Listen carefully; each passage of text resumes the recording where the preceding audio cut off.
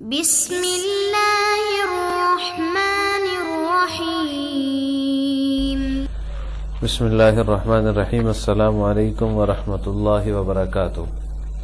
آج آثار السنن کا 22واں سبق ہے اور گزشتہ سبق نمبر 21 میں ہم نے باب نجاست المنی شروع کیا تھا اور اس کے تحت ہم نے صرف پہلی حدیث کا ترجمہ پڑھا اور ساتھ میں ہم نے اس کی باقی تشریح وغیرہ تفصیل پڑھی ہے۔ آج کے سبق میں ہم باب نجاست المنی کے تحت جو احادیث ہیں ان احادیث کا ترجمہ اور تشریح پڑھیں گے۔ باب نجاست المنی کے تحت علامہ نیووی رحمہ اللہ تعالی نے کل 11 احادیث ذکر کی ہیں، جن میں سے پہلی کا ہم نے ترجمہ، پہلی حدیث کا ترجمہ اور اس کے تحت جو فقہی مسئلہ بیان ہوتا ہے فقہا جس کے اندر اختلاف ہے وہ ہم نے سبق نمبر 21 کے اندر پڑھ لیا ہے، وہ سبق نمبر 21 کے اندر ہو چکا ہے۔ آج کے سبق میں ہم باب نجاست المنی کے تحت جو مذکور دوسری احادیث ہیں 10 احادیث، ان کا ہم ترجمہ اور تشریح پڑھیں گے۔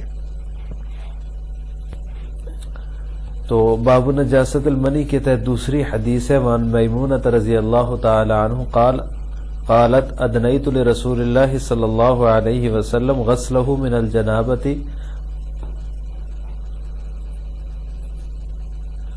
فغسل کفیہ مرۃ او ثلاثا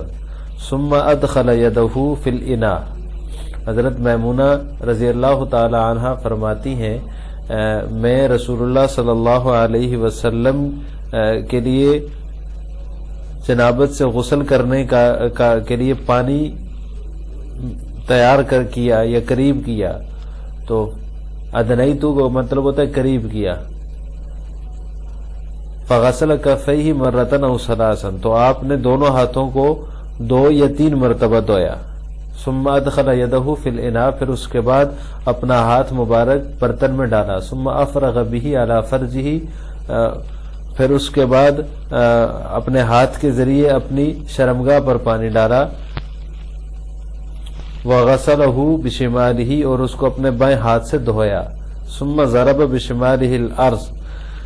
پھر اپنے بائیں ہاتھ جو ہے زمین پر مارا، فدلکہ دلکن شدیدا، پھر اس کو زور سے ملا، دلکن شدیدا زور سے ملنا، ثم توضأ وضوءہ للصلاۃ، پھر اس کے بعد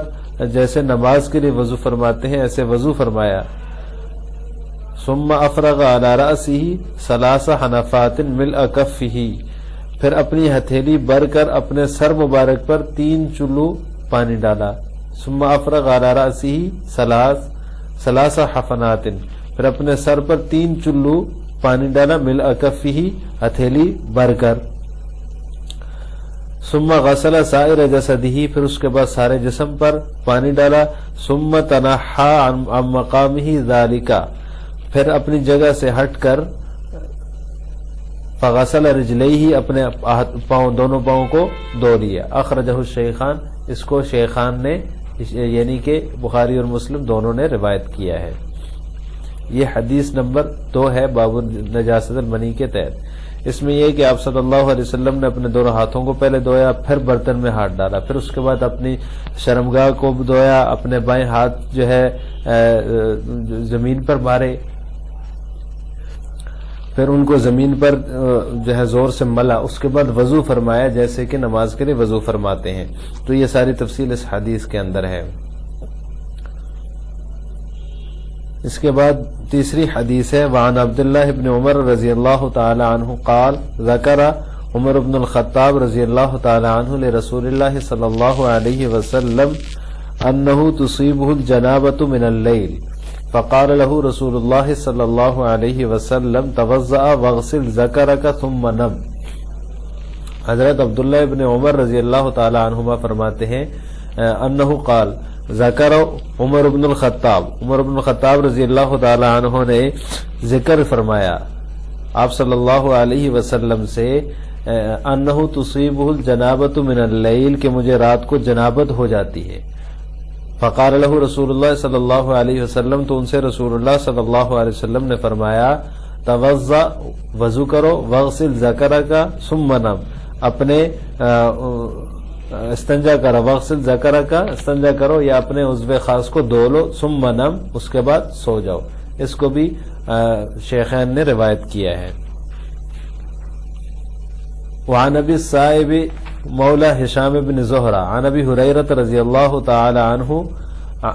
قال قال رسول اللہ صلی اللہ علیہ وسلم لا يغتسل احدكم في الماء الدائم وهو جنوب فقال كيف يفعل يا ابا ہریرہ قال يتناوله تناولا رواہ مسلم. ابو سائم جو کہ ہشام بن زہرہ کے غلام تھے ان سے روایت ہے، وہ فرماتے ہیں کہ حضرت ابو ہریرہ رضی اللہ تعالی عنہ نے فرمایا قال رسول اللہ صلی اللہ علیہ وسلم کہ رسول اللہ صلی اللہ علیہ وسلم نے فرمایا لا يغتسل احدكم في الماء الدائم وهو جنوب، کہ تم میں سے کوئی جنابت کی حالت میں رکے ہوئے پانی میں غسل نہ کرے. فقال، تو کہا اے ابو ہریرہ، یہ کہنے والے یہ شاگرد ہیں ابو صاحب جو کہ ہشام بن زہرہ کے غلام ہیں. کیف یفعل یا ابا ہریرہ، تو انہوں نے کہا وہ اس پانی کیسے وہ کیسے کرے، تو انہوں نے فرمایا قال یتناولہ، تو انہوں نے فرمایا یتناولہ تناولا، تو اس سے پانی لے لے. شاگرد نے پوچھا کیف یفعل یا ابا ہریرہ، اے ابو ہریرہ وہ کیا کرے، پھر وہ کیسے کرے، تو انہوں نے فرمایا یتناولہ تناولا، کہ وہ اس سے پانی لے لے، یعنی اس سے پانی لے کر کسی برتن میں یا چلو بھر کر اپنے اوپر ڈال لے، پانی میں داخل نہ ہو. اس کا مطلب یہ ہے کہ پانی میں داخل نہ ہو بلکہ اپنا ہاتھ سے یا کسی برتن وغیرہ میں پانی لے لے اور اس سے الگ جو ہے غسل کرے. وعن معاویہ بن ابی سفیان رضی اللہ تعالی عنہ انہ سأل اختہ ام حبیبہ رضی اللہ تعالی عنہ زوج النبی صلی اللہ علیہ وسلم هل كان رسول الله صلی اللہ علیہ وسلم يصلي في الثوب الذي يجامعها فيه فقالت نعم اذا لم ير فيه اذى رواه ابو داود واخرون واسناده صحیح. معاویہ بن ابی سفیان رضی اللہ تعالی عنہ سے مروی فرماتے ہیں انہوں نے پوچھا انہ سأل اختہ ام حبیبہ رضی اللہ تعالی عنہا، ام حبیبہ جو کہ آپ صلی اللہ علیہ وسلم کی زوجہ مطہرہ ہیں، ان سے پوچھا اپنی بہن سے هل كان رسول اللہ صلی اللہ علیہ وسلم يصلي في الثوب الذي يجامعها فيه، کیا آپ صلی اللہ علیہ وسلم ان کپڑوں میں نماز پڑھتے تھے جو جمع والے کپڑے ہوتے تھے یا رات والے کپڑے ہوتے تھے. تو انہوں نے فرمایا جی ہاں اذا لم ير فيه اذى، کہ جب اس میں اذى نہ دیکھتے یعنی نجاست نہ دیکھتے. یہ حدیث جو ہے حدیث نمبر 29 گزشتہ سبق میں گزرا ہے کہ یہ احناف کی دلیل ہے، احناف اور مالکیہ کی، کیونکہ احناف اور مالکیہ کے نزدیک منی نجس ہے، تو یہ منی کے نجس ہونے پر دلیل ہے کیونکہ اس کے اندر اذى یعنی نجاست کہا گیا ہے منی کو، تو لہٰذا یہ واضح دلیل ہے منی کے ناپاک ہونے پر اور نجس ہونے پر. وعن يحيى بن عبد الرحمن بن حاتب انه اعتمر مع عمر بن الخطاب رضی اللہ تعالی عنہ في ركب فيه عمرو بن العاص رضی اللہ تعالی عنہ، وان عمر بن الخطاب رضی اللہ تعالی عنہ عرس ببعض الطريق قريبا من بعض المياه فاحترم عمر رضی اللہ تعالی عنہ وقد كاد ان يصبح فلم يجد مع الركب ماء فركب حتى اذا جاء الماء فجعل يغسل ما راى من ذلك الاحترام حتى اسفر. فقال له عمرو بن العاص رضی اللہ تعالی عنہ اصبحت ومعنا ثياب فدع ثوبك يغسل. فقال عمر بن الخطاب رضی اللہ تعالی عنہ وعجبا لك يا عمرو بن العاص لئن كنت تجد ثيابا افکل الناس یجد ثيابا والله لو فعلتها لكانت سنة بل اغسل ما رأيت وانضح ما لم ارى رواه مالک واسناده صحیح. یہ لمبی حدیث ہے، اس کا ترجمہ یہ ہے یحییٰ بن عبد الرحمن بن حاتب جو ہیں وہ روایت کرتے ہیں کہ میں نے حضرت عمر بن الخطاب رضی اللہ تعالیٰ عنہ کے ساتھ ایسے قافلے میں عمرہ کیا، انہو اعتمر، انہوں نے عمرہ کیا عمر بن الخطاب رضی اللہ تعالیٰ فی رکبن، ایسے قافلے میں جس میں عمرو بن العاص رضی اللہ تعالیٰ عنہ بھی تھے. وان عمر بن الخطاب عرس ببعض الطريق قریبا من بعض المياه، ایک راستے پر حضرت عمر بن الخطاب رضی اللہ تعالیٰ عنہ نے رات کے آخری حصے میں پانی کے کسی گھاٹ کے قریب آرام کیا تو حضرت عمر کو احتلام ہو گیا. عرصہ ببعض طریقی،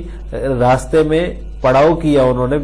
قریب من بعض المیا، پانی کی گاڑ کے قریب، فاحتلم عمر، ان کو احتلام ہو گیا، وقد کان یصبح،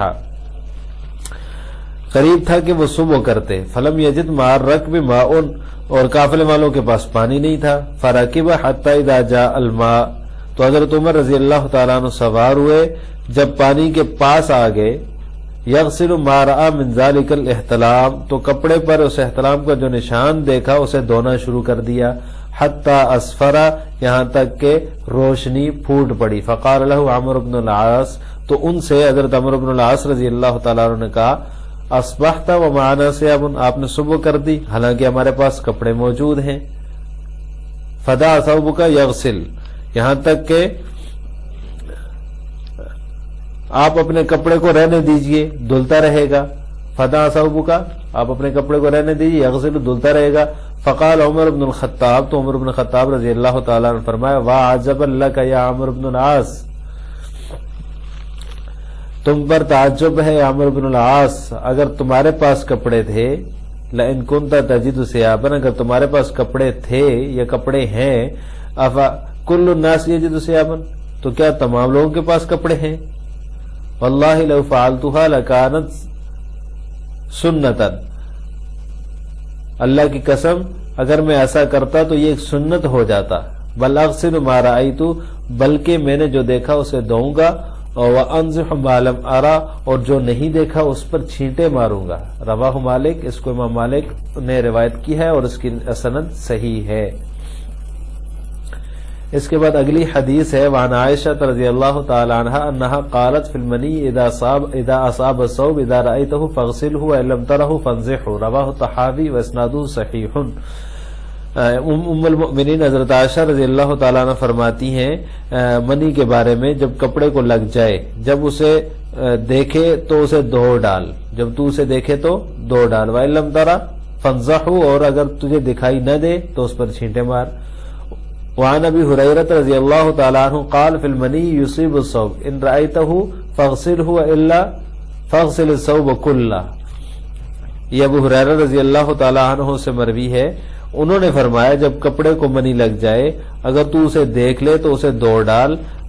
وگرنہ سارے کپڑے کو دھو ڈال، وَإِلَّا فَاغْسِلِ الثَّوْبَ كُلَّهُ، وگرنہ سارے، اگر نہیں دکھ رہی تو سارے کپڑے کو دھو لو۔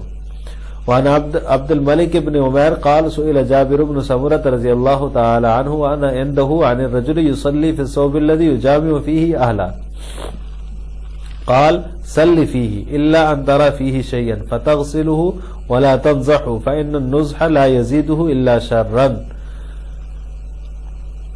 عبد الملک بن عمیر نے کہا کہ حضرت جابر بن سمرہ رضی اللہ تعالی عنہ سے جبکہ ان کے پاس میں موجود تھا اس شخص کے بارے میں پوچھا گیا، وانا عنده، میں ان کے پاس موجود تھا، عن الرجل، اس شخص کے بارے میں پوچھا گیا، یصلی فی الثوب الذی یجامع فیہ اہلہ، جو اس کپڑے میں نماز پڑھتا ہے جس میں اس نے اپنی بیوی سے جماع کیا ہے یا جماع کرتا ہے اپنی بیوی سے، تو انہوں نے فرمایا صلی فیہ، اس میں نماز پڑھ، الا ان تری فیہ شیئا، مگر یہ کہ اس میں کوئی چیز دیکھے، فتغسلہ، تو اس کو دھو لے، ولا تنزحہ، اور اس کو چھینٹے نہ مار، فإن النزح لا يزيده الا شرا، بے شک چھینٹے مارنا خرابی کو زیادہ ہی کرے گا، شرن، خرابی کو زیادہ ہی کرے گا، یعنی کہ بڑھائے گا، جو اس کی نجاست لگی ہوئی ہے اس کو بڑھائے گا۔ وعن عبد الکریم بن رشید قال سئل انس بن مالک رضی اللہ تعالی عنہ عن قطیفة اصابتها جنابت لا يدری این موضعها قال اغسلہ۔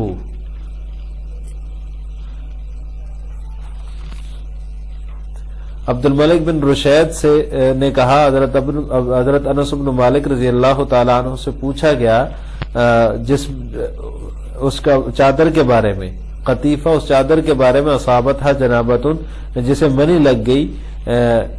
لا یدری این موضع، کہ یہ پتہ نہیں کہاں لگی، معلوم نہیں این موضع کہ اس کی جگہ کہاں ہے، قال، تو انہوں نے کہا اس کو دھو لے، رواہ الطحاوی، اس کو طحاوی نے روایت کیا اور اس کی سند صحیح ہے۔